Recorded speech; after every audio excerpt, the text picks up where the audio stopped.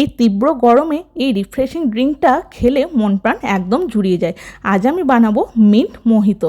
তো তার জন্য আমি নিয়েছি কয়েকটা পালস চকলেট, তোমরা চাইলে যে কোনো কাঁচা আম ফ্লেভারের চকলেট ইউজ করতে পারো।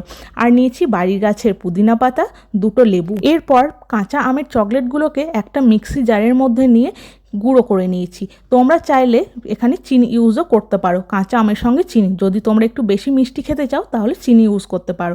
আমি এখানে কোনো রকম চিনি ইউজ করিনি, আমি শুধুমাত্র পালস চকলেটগুলোকে গুঁড়ো করে নিয়েছি। এরপর পুদিনা পাতাগুলোকে একটা ছোট হামানদিস্তার মধ্যে নিয়ে একটু থেঁতো করে নিলাম। খুব বেশি থেঁতো করার দরকার নেই, ফ্লেভারটা আসার মতো একটু থেঁতো করলেই হবে। তোমরা চাইলে এই পুদিনা পাতাগুলোর মধ্যে 2 টুকরো লেবু দিয়ে তোমরা সেটাও থেঁতো করে নিতে পারো, তাহলেও কিন্তু রসটা পুরো বেরিয়ে যাবে, ভালোও লাগবে, খুব একটা খারাপ লাগবে না। তবে আমি যেহেতু যদি তেতো হয়ে যায় সেই জন্য আমি দিইনি। এরপর আমি কাঁচের গ্লাসের মধ্যে কয়েক টুকরো লেবুর রস দিলাম।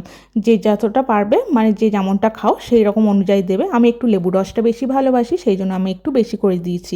এরপর আমি অ্যাড করব পালস চকলেট গুঁড়োটা, তো এটা বেশি করেই দেবে। আর তোমরা যদি সোডা ওয়াটার ইউজ করো তাহলে চিনি গুঁড়োটাও দেবে, আর যদি সোডা ওয়াটার ইউজ না করো তাহলে শুধু পালস চকলেট গুঁড়ো করে দিলেই হবে। এরপর দিলাম থেঁতো করে রাখা পুদিনা পাতাটা, তার মধ্যে আমি ঢেলে দিলাম স্প্রাইট।